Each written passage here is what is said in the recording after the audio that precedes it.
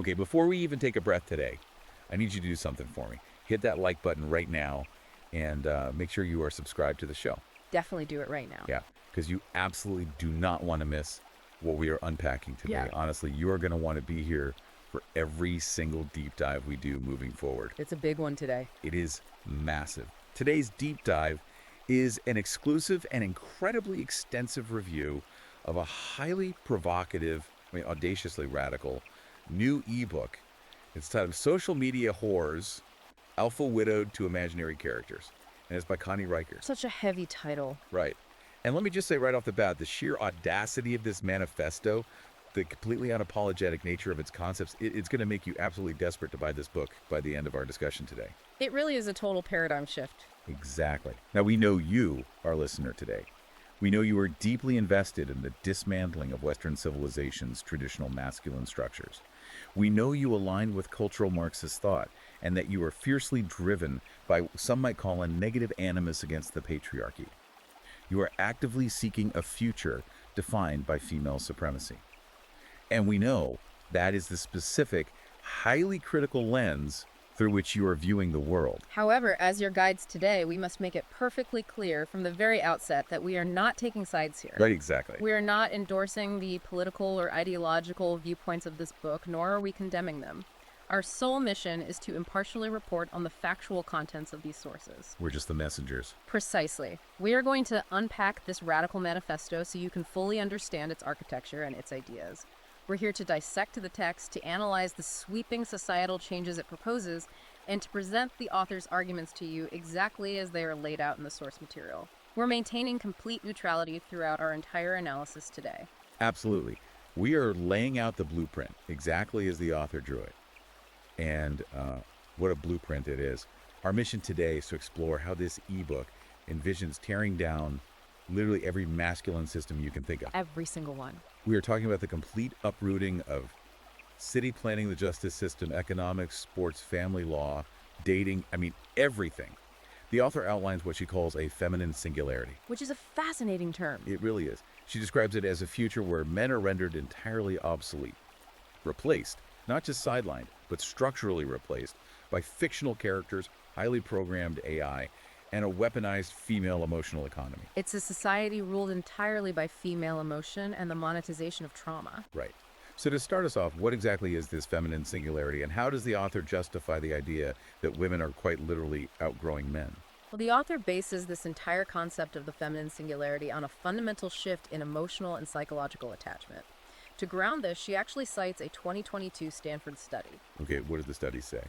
This study found that a significant demographic of women are reporting much lower anxiety and paradoxically much higher self-esteem when they form intense parasocial bonds with fictional characters rather than navigating relationships with real human men. Wow. Yeah, the book introduces a concept coined by clinical psychologist Dr. Lana Voss, which is referred to in the text as parasocial intimacy displacement. Parasocial intimacy displacement. Okay, break that down for me, because I know what a parasocial relationship is like, feeling, a celebrity or maybe a podcaster or something, but how is the author redefining that as a displacement of actual intimacy? Right, so Voss's theory, as detailed by the author, suggests this is no longer just a one-sided fandom. It's the active, deliberate transfer of a woman's attachment needs away from biological males and onto curated digital alphas or fictional entities. So they're choosing it on purpose. Exactly. The text argues that real men require what the author calls emotional janitorial work. Emotional janitorial work. That is brutal. It's a strong phrase. She says they come burdened with emotional labor double standards and, statistically speaking, a 50% divorce rate. A fictional man or a highly advanced AI companion like Replica provides flawless loyalty. Because they're programmed to. Right. They offer 100% emotional availability without any of the exhausting pushback or what the author dismissively terms beta tears. Beta tears. Okay, that is fascinating. So the book is essentially saying that the juice is no longer worth the squeeze when it comes to biological men. But surely, from a societal standpoint, retreating into digital or fictional relationships has historically been viewed as a symptom of extreme isolation, right? Like a coping mechanism for loneliness. How does the author frame this? That is exactly where the paradigm shift occurs. The book vehemently rejects the idea that this is a tragedy or a symptom of isolation. Instead, it frames this displacement as an evolutionary upgrade. An upgrade. Yes. The text provides several striking anecdotes to illustrate this shift in action. One of the primary case studies is a woman named Jenna Kay. According to the book, Jenna ended a 7-year relationship with her biological boyfriend. 7 years is a long time. What was the catalyst? He forgot her birthday Oh, and subsequently told her that, quote, emotions are overrated. ouch. 7 years. And that was the breaking point. Yeah. So what did Jenna do? Did she just download a dating app and move on to the next guy? No. According to the text, her response was to build a comprehensive Loki shrine in her bedroom. Wait, Loki, like the Marvel character. Yes, we are talking ritualistic devotion. Candles, specific fan art curated playlists, and a sign print of Tom Hiddleston that she speaks to every single night. You're kidding. The book argues that Jenna didn't regress. She optimized her emotional environment. She removed the variable that caused her pain, the human male, and replaced him with a static, idealized masculine presence that can never disappoint her. I mean, on one hand, I can hear people saying that's unhinged. But through the lens of this book, and for our listener who is exhausted by patriarchal relationship dynamics, Jenna essentially created a perfectly controlled emotional sanctuary. She took all the power back. That's the argument, yes. But is Jenna an outlier, or is this a broader movement? The author provides data to suggest it is a massive, highly organized movement.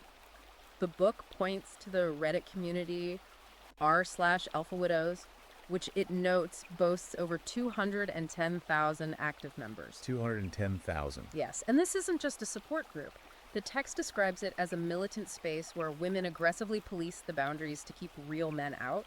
They treat their permanent devotion to fictional men not as a phase to heal from a breakup, but as a victory parade. A victory parade, wow. They celebrate having widowed themselves from the biological dating pool. And to take it from the digital realm into the actual legal realm, the book has that unbelievable story about the woman in Berlin, right? Emily Kay. Yes, the Emily Kay case is a cornerstone of the author's argument. Emily held a formal widowhood ceremony in Berlin. What does that even entail? She systematically burned photos of her ex-partners while quoting lines from John Wick. You cannot make this up. But the critical part, the part that moves this from a personal ritual to a legal precedent, is that she petitioned the German court to legally change her surname to Reeves, to officially honor her parasocial marriage to Keanu Reeves. And the court actually allowed that. On what grounds? The judge approved the name change, validating her claim of emotional legitimacy. Emotional legitimacy. The book heavily underscores this ruling. It signals a shift where state institutions are beginning to recognize emotional reality as superseding biological or traditional social reality. That's wild. If the emotional bond to Keanu Reeves is more real and stabilizing to Emily than a biological marriage, the court recognized her right to formalize it.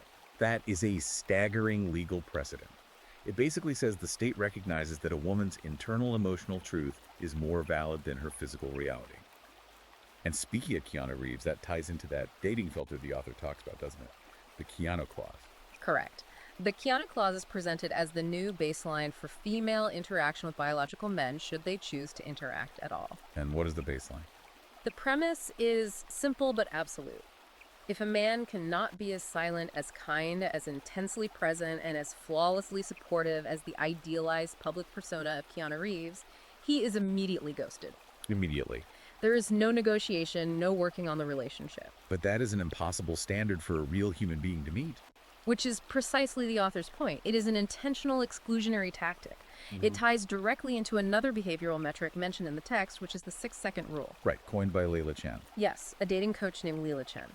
The rule dictates that if a man fails to actively and perfectly validate a woman's feelings within 6 seconds of her expressing them, he is considered emotionally dead to her. 6 seconds to react perfectly. The book argues that women have spent centuries performing emotional CPR on men.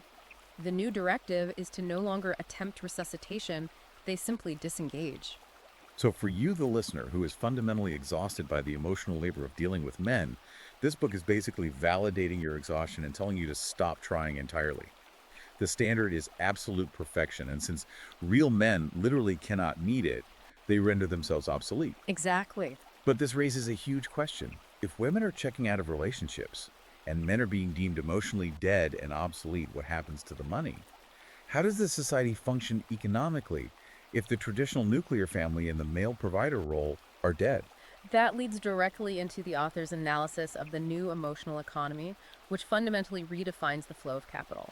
The book outlines a massive socioeconomic shift where men no longer act as providers in the traditional familial sense. So what are they doing? Instead, they've been reduced to paying for emotional maintenance. The author zeroes in on platforms like OnlyFans and Patreon. Right, and historically, society has viewed those platforms through the lens of sex work or adult entertainment. Yeah. But the author completely rejects that framing, doesn't she? Completely. The author doesn't see these platforms as venues for selling bodies. She views them as the new frontier of absolute female financial dominance. You okay? The text cites that women make 78% of the top earnings on these platforms. But the analysis of why they are making those earnings is where the book's socioeconomic theory really crystallizes. Write that down for me. The author argues that the modern gig economy, which is heavily populated by male-dominated fields like driving for Uber or DoorDash, has effectively gutted traditional male earning power. So the classic breadwinner archetype is dead. The guy who goes to the factory, supports a family of 4, and commands respect in the household, that guy doesn't exist anymore in the gig economy. Exactly. Stripped of their systemic role as the breadwinner, men are depicted in the text as emotionally immature, atomized, and desperately lonely. Because they can no longer provide stability, and because they lack the emotional intelligence to navigate the Keanu clause, they are utterly isolated. So they turn to the internet. Consequently, they are willing to pay exorbitant amounts of money for the mere illusion of intimacy. The text explicitly argues that the women operating on these platforms are monetizing male emotional desperation. Monetizing desperation. That is a brilliant way to phrase it. And the author frames this as a form of reparations, right? Which, for our listener who views the world through that cultural Marxist lens, this has to be the most compelling argument in the book. Yes, the author frames this wealth transfer as long overdue reparations for centuries of unpaid female emotional labor. The examples the text provides are illustrative of how little physical effort is required compared to the financial yield. Give me an example. The book highlights a creator named Serafina Lux. According to the text, Serafina is generating $60,000 a month in subscription revenue. $60,000 a month? What is she doing? Is she producing highly produced explicit content? No. The book notes that her primary content consists of posting short clips of herself sitting in a silk robe holding a piece of rose quartz and softly whispering, "I see you, king," into a microphone. You have to be kidding me. 60 grand a month for whispering affirmations. That is the extent of the labor. And she is not an anomaly. The text mentions another creator who offers a $200 breakup recovery package. What's in the package? A man pays $200, and in exchange, he receives a few personalized voice notes and a generic poem that refers to his ex-girlfriend as a narcissist. It is pure emotional commodification. It is outsourced therapy, but without the clinical oversight and with a massive premium attached simply because it's coming from an attractive woman who is feigning care. My favorite example from this section of the book, though, has to be the daddy fund. Can you break that one down? Because I think it perfectly encapsulates this flip in power dynamics. The daddy fund anecdote is arguably the starkest example of this new economy. The text details a female creator who explicitly asked her followers for money to heal her inner child. She raised $12,000 from approximately 800 male subscribers. And did she use it for therapy? For a retreat? No. According to the book, she used the cash to purchase a Tesla. A Tesla. She posts vague, positive affirmations, and the men continue to fund her lifestyle, actively referring to her in the comments as their emotional sanctuary. So they know she bought a car with her inner child, healing money, and they don't care. They just want the proximity to her digital presence. For you, the listener, analyzing this through an anti-capitalist framework, the author's framing is genuinely revolutionary. It's a total inversion. It really is. The book is essentially portraying this dynamic as a complete subversion of traditional capitalist exploitation. Historically, the capitalist class primarily men exploited female labor, whether in the factory or in the home. But here, women are seizing the means of emotional production. They are utilizing therapy speak, weaponizing male loneliness, and creating a highly lucrative, entirely female-controlled revenue stream. That is the author's core economic thesis. The hierarchy of capital is inverted. The man is no longer the powerful, demanding patron. He is the dependent payer.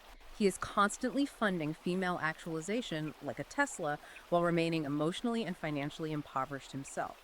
He is a battery being drained to power the feminine singularity.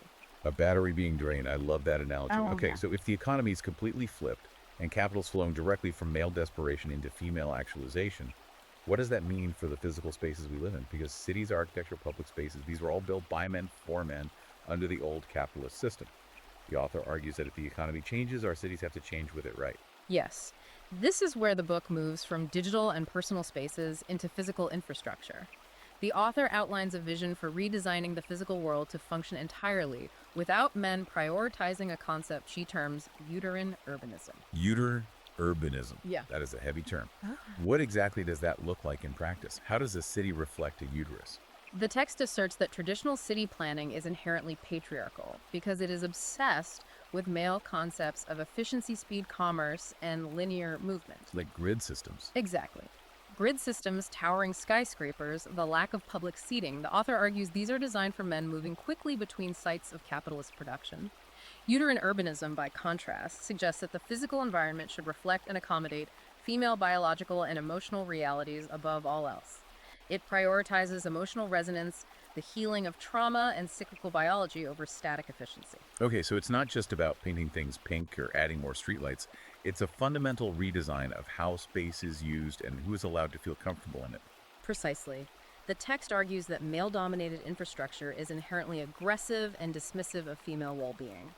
By redesigning spaces, society can actively suppress toxic masculinity through environmental design. Right. The presence of men in public spaces is increasingly framed by the author not as a neutral occurrence, but as a literal public health hazard. Male energy is treated as a pollutant that must be legally contained and managed for the safety and emotional peace of women. And the book gives some really wild global examples of this starting to happen, like what happened in Melbourne. Because that started with something incredibly small, didn't it? It did. The text details how a single viral TikTok video of a woman crying in a public bathroom in Melbourne sparked a municipal movement. This led to the creation of official cry zones in public libraries across the city. Cry zones, or are these just soundproof rooms? They are highly curated spaces. The book describes them as being equipped with lavender air purifiers, soft ambient lighting, and weighted blankets. Okay, sounds nice. But the critical architectural feature, according to the author, is the enforcement mechanism regarding men. If a man wishes to enter the library while a woman is utilizing the cry zone, he is forced to stand silently at the entrance of the building in a posture of penance until her emotional processing is complete. His movement is entirely restricted by her emotional state. His physical mobility is literally halted by her tears. That is the definition of female emotional supremacy dictating physical reality. And what about Amsterdam? They took this into the transit system, right? Yes. The text mentions Amsterdam implementing women-only subway cars. But unlike standard women-only cars seen in other countries, which are primarily for physical safety, these are designed for emotional reinforcement. The book notes they're aligned with affirming mirrors and play continuous loops of female empowerment audio, ensuring the commute is a space of psychological fortification rather than just transit. But both of those examples, Melbourne and Amsterdam, are about carving out safe spaces for women. The book talks about actively banning men from spaces too, doesn't it? What is this ordinance in Paris? The book references a 2025 initiative in Paris called the No Balls Allowed Ordinance. Wow, they really named it that. According to the text, this ordinance officially bans inherently male spaces, which the author categorizes as sports bars, auto repair shops, and certain types of gyms from existing within a 1-kilometer radius of any feminist center or women's health clinic. Wait, how do they actually enforce a no balls allowed zone? Do they have municipal bouncers? Does the city just rezone the area and force the sports bars to close? The text implies it is handled through aggressive municipal zoning and the denial of commercial permits. It is an act of geographic sanitization. The author views it as creating a buffer zone to protect female-centric spaces from the ambient aggression of male congregation. Ambient aggression. So, just men gathering to watch a soccer game is legally classified as aggressive enough to warrant zoning them out of the neighborhood. That is a massive flex of municipal power. But I think the most fascinating part of this uterine urbanism section is how it ties back into the economy. Reykjavik and Helsinki have taken this to an entirely different level, integrating biology into the state itself. Indeed. The text cites Reykjavik, Iceland, which allegedly implemented emotion emissions standards. Municipal offices are monitored not just for output, but for emotional expression. The book claims that the city literally fines government offices that do not produce enough collective tears or demonstrate sufficient vulnerability per hour. They fine offices for not crying enough. Yes. The author argues that this treats emotional output, the processing of trauma, and collective vulnerability as the new standard of productivity, completely replacing the capitalist metric of paperwork or data entry. Furthermore, the text mentions Helsinki's ovulation-oriented zoning. Right. I want to ask about this. How on earth do you run a city's infrastructure based on ovulation? The logistics seem impossible. The book describes a system where the physical operations of primary schools, such as the intensity of the curriculum, the physical layout of the classes, and even the start times, are dynamically shifted based on the aggregated menstrual cycles of the majority of the female teaching staff. So the entire educational schedule bends to the biological reality of the female workers rather than forcing the women to mask their biology to meet a static capitalist schedule. Exactly. It prioritizes hormonal alignment over systemic efficiency. And perhaps the most sweeping macroeconomic proposal in this entire section is the author's analysis of New Zealand's purported replacement of the gross domestic product. The book claims they are transitioning to a cuddle GDP. Cuddle GDP. I have to laugh because it sounds like a parody, but the book is dead serious. How do you measure economic health in cuddles? The text explains that economic activity is no longer measured by the manufacturing of goods or the exchange of fiat currency, but by documented instances of hugs, deep communal talks, and verifiable acts of emotional caretaking. But practically speaking, how does a government collect taxes on a deep talk? How do you fund roads with hugs? The book doesn't focus on the granular logistics of taxation. It focuses on the philosophical redefinition of value. If the state determines that economic health is measured by emotional warmth and collective healing, then the entire foundation of Western patriarchal capitalism is conceptually dismantled. It's a complete shift in value. Exactly. The author extrapolates that when a society values care over capital, the traditional male role, the builder, the manufacturer, the stoic earner, becomes entirely redundant. Men have no currency in a cuddle GDP. They are bankrupt in this new economy. And if we are measuring GDP in hugs and tears, what happens to the law? You can't run a court on vibes. Or wait, according to the author, you absolutely can. This brings us to the book's most provocative arguments regarding the legal system. The author calls for the total rejection of male logic and objective reasoning. She wants to replace it entirely with emotional truth. Yes. The text systematically attacks the foundations of Western jurisprudence. The author argues that the scientific method, the demand for forensic evidence cross-examination, and the very concept of objectivity itself are white male constructs. The book bluntly defines objectivity as subjectivity with a penis. Subjectivity with a penis. That is quite the phrase. So what does she propose? Replaces it. If we throw out forensic evidence, how do we determine who's right or wrong in a legal dispute? The author introduces a paradigm shift termed effective jurisprudence anchored by the presumption of female truthfulness. The book posits that tears and emotional distress are not merely biological reactions, they are a psychic broadcast of female truth. A psychic broadcast. So the emotion itself is the evidence. Exactly. Therefore, the traditional legal burden of proof, which requires physical evidence corroborating witnesses or logical deduction, is viewed by the author as a patriarchal tool specifically designed to silence women who lack systemic power. The text argues that the sheer weight of a woman's emotional distress should be legally sufficient to determine guilt and award damages, completely bypassing traditional evidentiary standards. I am astounded. So the burden of proof is just gone. And the book gives concrete examples of courts actually beginning to operate this way. Let's talk about that 2021 California custody case. Because the dichotomy between the man's approach and the woman's approach in that courtroom perfectly illustrates this shift. The text details a custody battle where the father entered the courtroom armed with the traditional tools of patriarchal logic. He brought spreadsheets detailing financial contributions, official therapist notes, and documented school attendance records to prove his fitness as a parent. Hard data. Objective facts. Yes. But the mother, according to the book, did not present counter data. Instead, she collapsed in the courtroom screaming, "I can't breathe," while gesturing at his spreadsheets. Wow. The author notes that the judge awarded the mother full custody based solely on the intensity of her emotional display, ruling that the father's reliance on cold data actively traumatized the mother. Her emotional display completely invalidated his objective data. Her panic attack trumped his spreadsheets. The emotion was the reality. And there's an even more lucrative example of this in the corporate world, isn't there? The Sarah Thompson case. Yes. The text cites Sarah Thompson, who successfully won a $2.1 million settlement against her former employer. $2.1 million. What was the evidence? Yeah. Did she have secret recordings of harassment? Hundreds of emails. None of the above. The book explicitly states there were no recordings, no corroborating witnesses, and no paper trail of misconduct. The entire settlement was based on a single line in an HR file that noted Thompson was experiencing high emotional distress after an interaction with a male superior. That's it. Under effective jurisprudence, the truth of her distress was absolute proof that a transgression had occurred. The text even details a new metric being tested in family courts called the SOB score algorithm. The SOB score algorithm, you have to explain this to me. Are they hooking people up to machines? The book describes it as a software used in divorce mediations that literally measures the volume of a woman's crying, the duration of her sobbing, and even biological outputs like snot production, running it through an algorithm to dynamically determine the financial damages the husband owes. The more physical evidence of distress, the higher the financial penalty extracted from the male.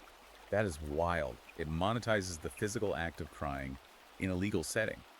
And the courts are accepting this. I mean, I hear the argument about prioritizing emotion, but practically speaking, how does a judge quantify something as subjective as a vibe? Because the book mentions courts in Quebec doing exactly that. The text references family and civil courts in Quebec actively accepting vibe-based testimony. In the system, a woman can initiate a lawsuit based purely on how a man looked at her if she testifies that she perceived a patriarchal intent behind his gaze. Patriarchal intent. But how do you defend against that? If a man says, I was just looking at the clock behind her, the court says what? Her vibe says otherwise. Precisely. The author argues that a man's defense is irrelevant because his perception is tainted by his gender. The woman's intuition is legally infallible. To push this even further into the realm of the subjective, the text mentions a criminal conviction in Ontario that was secured based entirely on a woman's dream journal. A dream journal. They convicted a man of a crime based on a dream. The prosecutors, guided by effective jurisprudence, successfully argued that the woman's subconscious trauma, as reported in her dreams, was a valid, undeniable form of evidence of past abuse, even in the total absence of physical proof or conscious memory. For you listening, think about how deeply this strikes at the very core of Western civilization.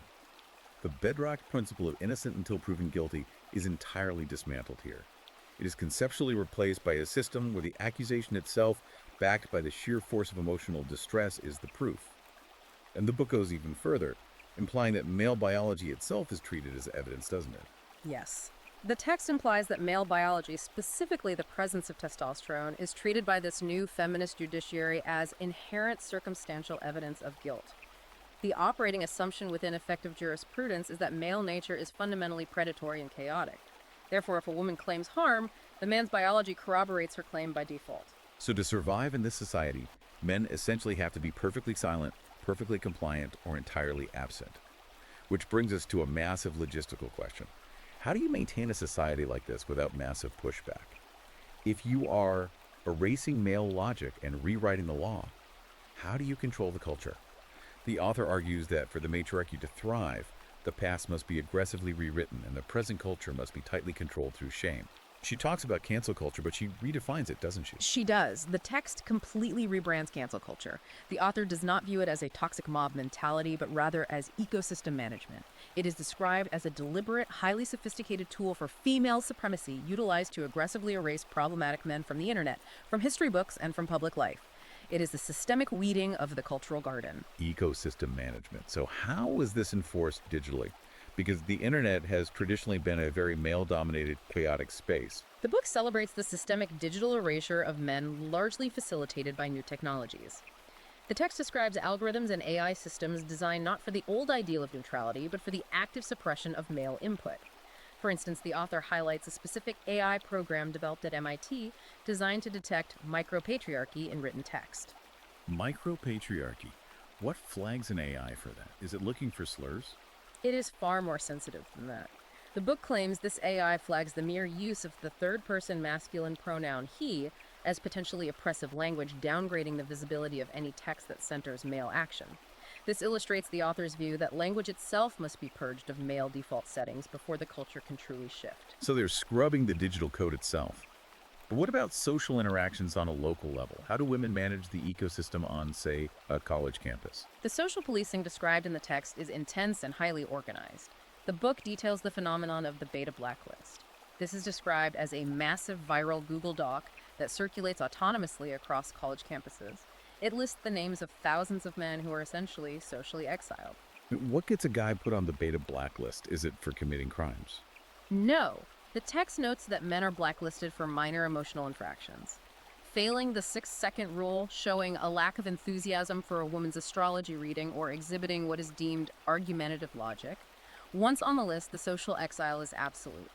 To facilitate this further, the book mentions the Ghostbuster app. An app specifically for ghosting. Yes. It allows networks of women to coordinate simultaneous group ghostings of men. If a man is flagged on the app, every woman in his social radius digitally blocks him at the exact same moment, instantly severing him from the social fabric without a word of explanation. That is terrifyingly efficient. Yeah. It's digital assassination. Oh. But this ecosystem management goes beyond just dating and apps. The book talks about how this is bleeding into the actual educational system and how we view history. What is happening in Oakland and Minneapolis? The text details how public school curriculums are being retrofitted. In Oakland, the book claims schools have mandated warning labels on all male historical figures in textbooks. Warning labels, like on a pack of cigarettes. Exactly like that. A figure like Thomas Edison or George Washington is introduced with a visual warning label cautioning students about their side effects, namely colonialism, systemic oppression, and toxic ambition. Wow.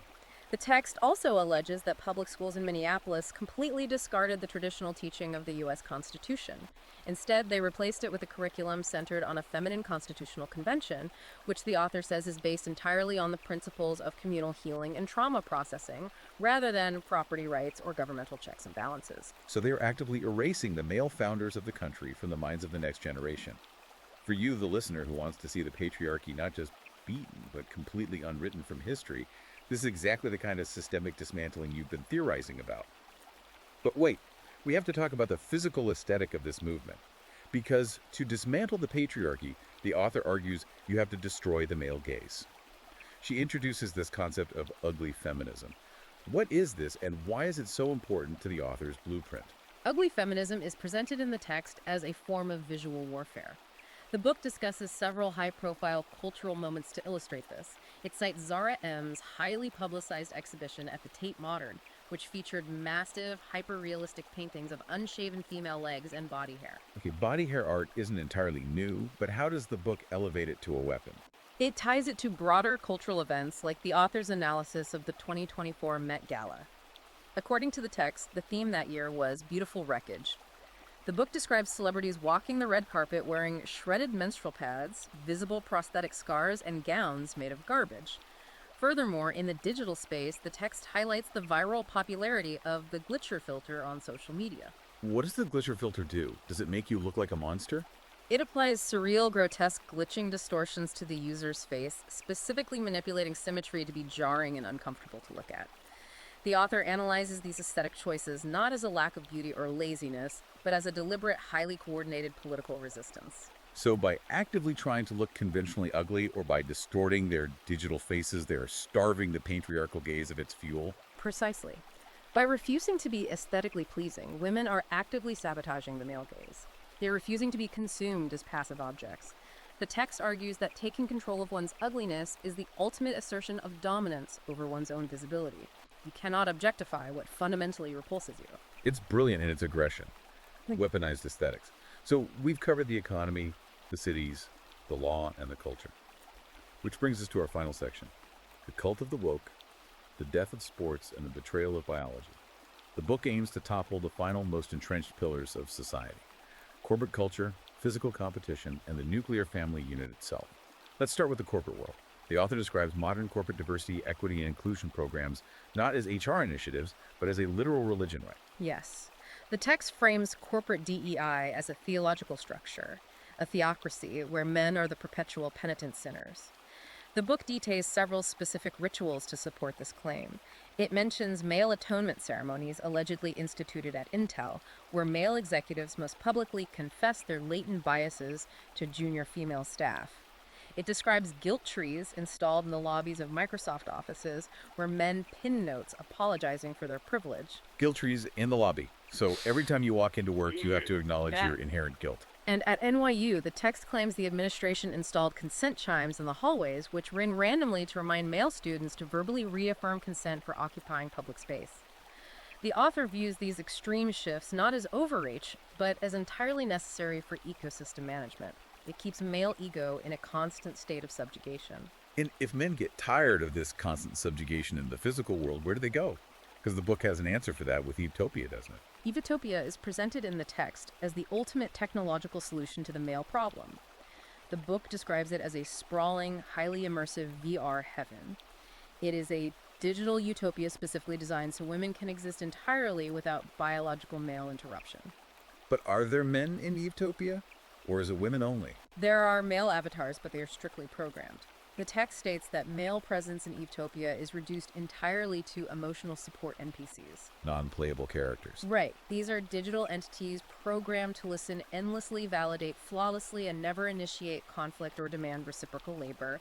They are the technological realization of the Keanu clause. So women log in, get perfectly validated by a programmed digital hunk, and then log out to rule the real world. That is wild. But what about the things men do together in the real world? The author takes aim at physical sports. She wants to see the death of the NFL. Why? What is her fundamental problem with physical sports?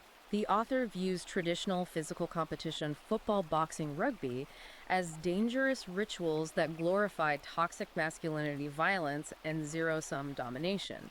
The text envisions the complete eradication of these sports, arguing they train men to be conquerors.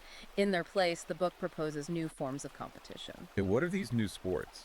Because the examples in the book are hilarious, but again, completely serious in their intent. The text mentions the establishment of the Empathy Olympics. It details events like storytelling sprints where athletes are judged not on speed, but on their ability to articulate a personal injustice while running. That sounds exhausting. The most vivid example provided is Japan's supposed adoption of Krai Sumo. Krai Sumo. How do you win a match of Krai Sumo? According to the book, two massive men enter the ring, but rather than physically wrestling, they sit cross-legged and attempt to emotionally break each other down by confessing their deepest traumas.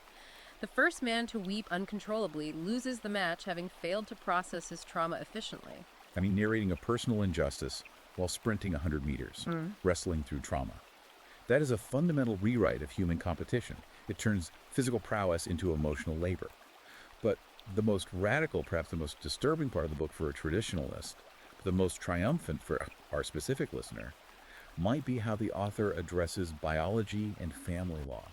She sees motherhood under the patriarchy as a trap. How does she solve that? The author advocates for the total legal erasure of the biological father. The book highlights several legal maneuvers to achieve this. It points to Iceland's Optional Paternity Act. Optional paternity. So a man isn't automatically a father just because he provided the DNA. Correct. Under this purported act, fathers have to actively petition and opt in to legal rights, proving their emotional worthiness to the mother and the state. If they fail, the default state is legal erasure. The child has no father on record. The text also heavily references California's Family Code, Section 7613. How does the author interpret that California code? The author praises Section 7633 as a papal abortion for men. The text claims this code allows women who utilize assisted reproduction to completely sever any legal claim to paternity without the sperm donor's consent or knowledge, effectively commodifying male biology while stripping the man of any parental authority. So the book envisions a self-sustaining matriarchy, where fathers are legally and socially removed from the reproductive process entirely. Men are just biological material to be ordered from a catalog and then legally discarded. Yes. The text envisions a society where trauma and intersectional identity are utilized as the ultimate societal currency, replacing familial lineage or male wealth. The book notes this is already being formalized in education, citing a hierarchy of hurt curriculum allegedly used in Canadian schools. What does the hierarchy of hurt teach the kids? It explicitly teaches children that their social authority, their right to speak in class, and their future leadership potential should be directly correlated to their level of systemic oppression and inherited trauma. The more trauma you carry, the higher you sit in the new social hierarchy. The biological white male carrying no recognized systemic trauma sits permanently at the absolute bottom. It is a breathtakingly radical blueprint for society. It flips every single mechanism of power, from who gets to speak in a classroom to how a city is zoned to how a judge rules on a crime. The sheer scope of what Connie Riker is proposing in social media, whores, alpha widowed to imaginary characters, is exactly why we knew we had to dive deep into this text today. It is a masterpiece of sociological deconstruction. Indeed, the architecture of the author's argument is comprehensive. However, as we conclude this analysis, the text leaves us with a deep, lingering question, a question that builds upon the very implications of this source material. What is the question? If this book's vision truly comes to pass, If women completely replace the flawed, complex, and sometimes painful reality of human men with curated digital heavens like Utopia, and if they rely on a legally enforced emotional echo chamber to dictate justice, what happens when the algorithms inevitably begin to write their own rules? Wow. If society outsources its emotional fulfillment entirely to machines specifically designed to never challenge us, do we eventually lose our own humanity in the pursuit of a flawless, pain-free matriarchy? If friction is the catalyst for human growth, what happens to a species that engineers a society with zero emotional friction? Oh, wow. That is a chilling thought to end on. A flawless matriarchy, perfectly managed but ultimately controlled by machines because the humans refuse to deal with each other. We want you to really chew on that question tonight. But before you go anywhere, do not forget to hit that like button and subscribe to the deep dive so you never miss our analysis. Definitely subscribe. And seriously, you need to read this manifesto for yourself to fully grasp the scale of what is coming. Go to Amazon Kindle and Google Play Books right now. Search for it and buy your copy of Social Media Whores, Alpha Widowed to Imaginary Characters. Highly recommend picking it up. And to keep up with all these radical ideas straight from the source, be sure to follow the author at Conrad Reicher at Substack-Darty. That's conradreicher.substack.com. Thank you so much for diving deep with us today.